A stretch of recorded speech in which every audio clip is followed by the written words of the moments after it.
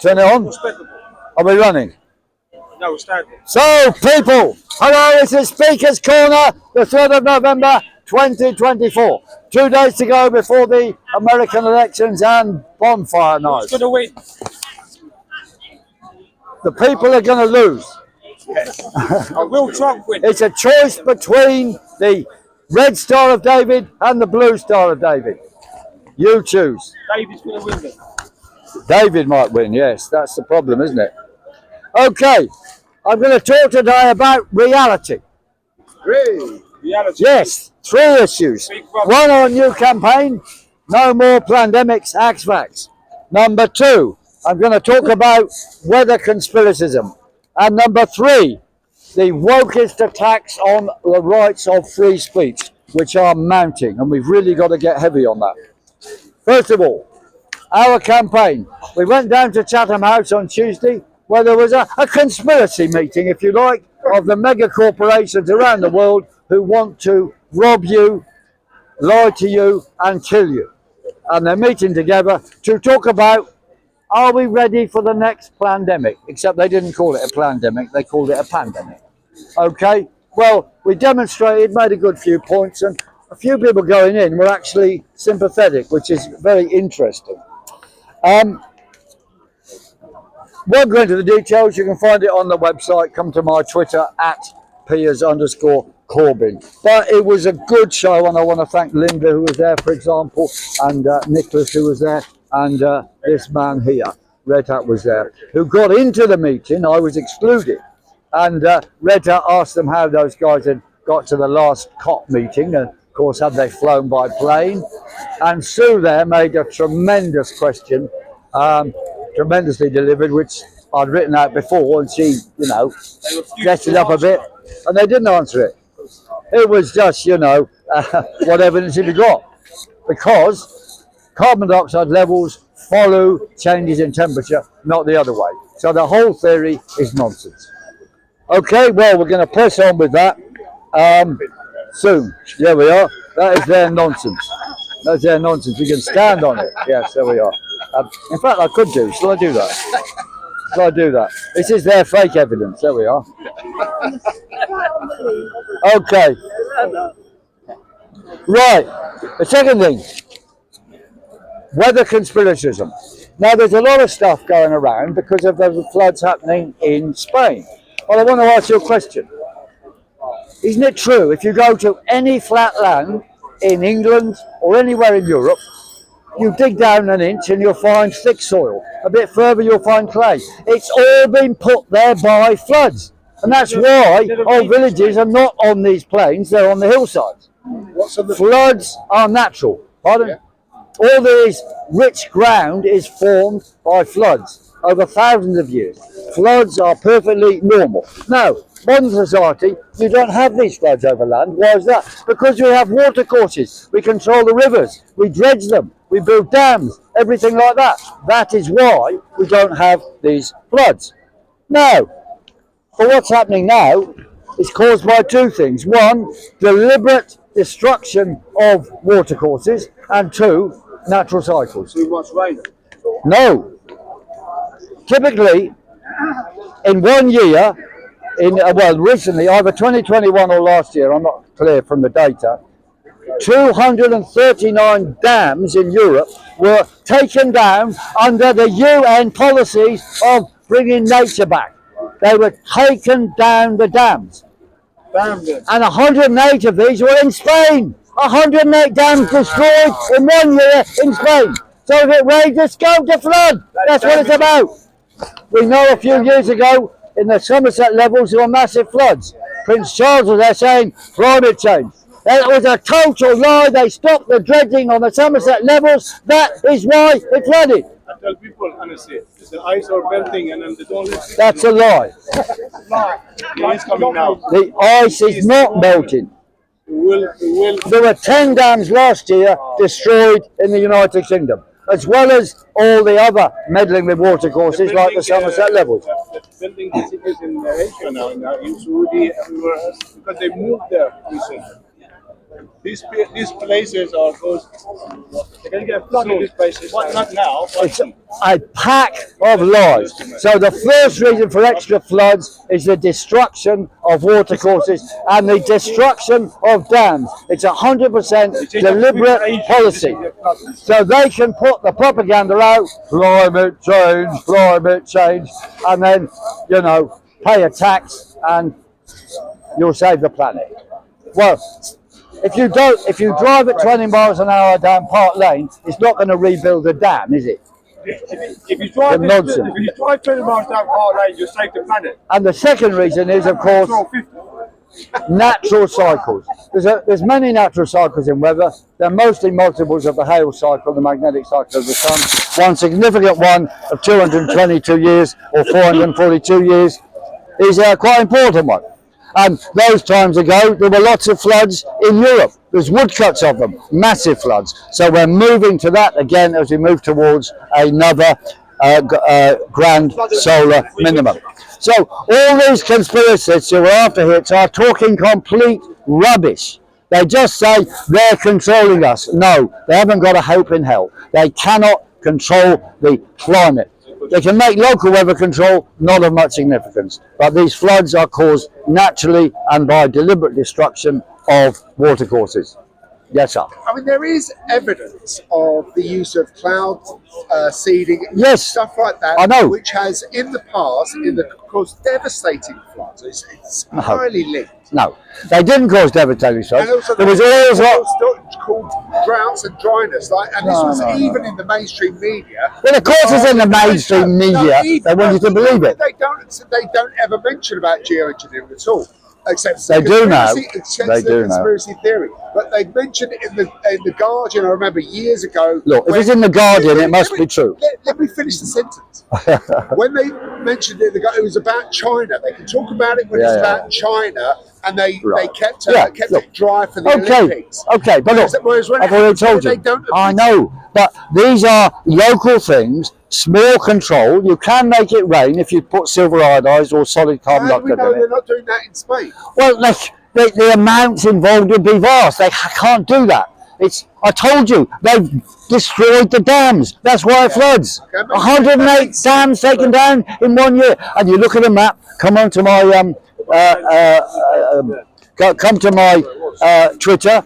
At Piers Corbyn, it shows all the dams that have been removed around Valencia over the last, 50 years or so, or 20 years even, and there's loads of them. They just removed them all. They're trying to create floods in these cities. They also, my Spanish friend, who sent me all this information. Okay, so we get on. Had already been telling me about the amount of chemtrailing which is happening just Well, okay, they want you to believe they're in charge. They're not. No, I get the question. Why are they removing the dams? Because of these floods. Why are they removing the dams? Because they want to make these floods to alarm you, to make you think it's climate change. Their explanation is they want to naturalise the world. It's to bring back nature. It's all bollocks. It's a pack of lies and manipulation. Okay, so that's enough on weather conspiracy. The third one is the wokest Starmerite or weak Starmerite fake left and what they are up to. But before we go on there, let's be clear. Science has to be evidence-based. Evidence-based science is the only science. It's debated as well. Yes, it does. Now, the third thing is about what happened a few days ago. No Compromise Kate, as I call her, this is Kate Cimarani, was going to speak at a meeting in Finsbury Park. And this meeting was closed down because it was allegedly a far-right meeting. And the police came along and tried to close it down, or said it had to be closed, and various local councillor came along, and this operation, the Night Owl caved in, and the meeting was moved to Seven Sisters. Now, I've got a statement about it here, which I will read out, and it's important if I can finish it before you add to it. Right. And this is probably going to get in the papers, and it refers to my brother's involvement too. Resistance GB on their first birthday, meeting with Kate Cimarani, natural nurse, promoting well-being was moved from their venue to Seven Sisters after complaints from that it was a far-right event. Now, I say it was not a far-right event, and Night Owl were utterly pathetic, that's the venue, and spineless for cancelling and not standing up for free speech. The police too must be taken to task because they should have gone to Night Owl and offered protection against people who wanted to close them down. But they didn't. They went there to threaten them to close them down. Now, Resistance GB have already held many events at the Night Owl, which I have joined in with no trouble, no racism and no hate. The local councillor and other wokist people descended on the venue with police, and that was a disgrace. It was said that Resistance GB had platformed Tommy Robinson, who's there, and therefore that they are far right. Well, you see, Resistance GB and News Channel have interviewed Tommy Robinson, yes, as have the BBC, as have the Oxford Union had a debate. So are the BBC and Oxford Union far right? Should they be closed down? Should they be closed down? Tyrants. Resistance GB have interviewed my brother. So does that mean that the Resistance GB is far left, or now far independent? I mean, what does it mean? It is a complete nonsense.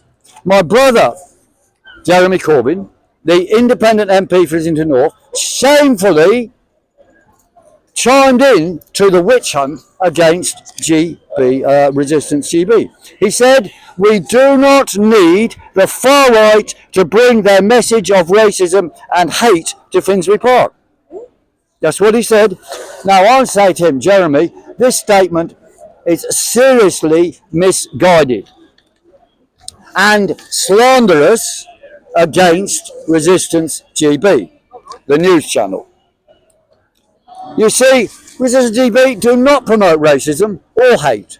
I was present at that MOVE meeting and I spoke at it.